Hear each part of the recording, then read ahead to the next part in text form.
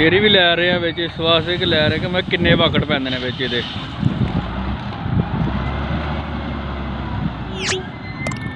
दो वाकट पाते ना।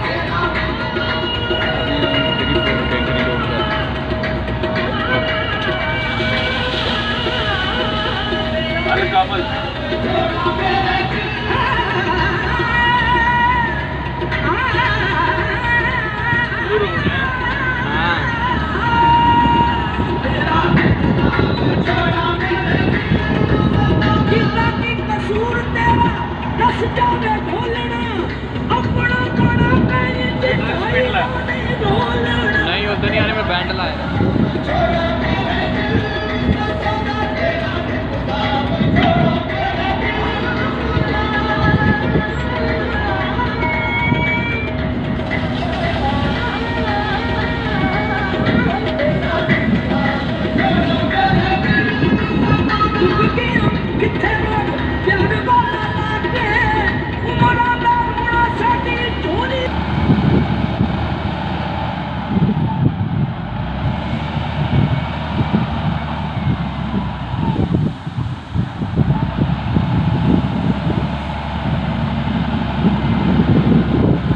वक्त हम कैंकरी लेने के लिए आए हैं अल-सूर रोड कामल अल कामल अमान मस्कत में।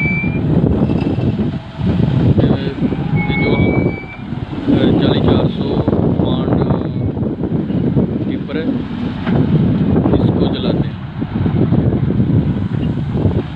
वीडियो अच्छी लगे तो लाइक और शेयर कर देना। मज़ीद इस तरह की वीडियो हम लेकर आते रहते हैं।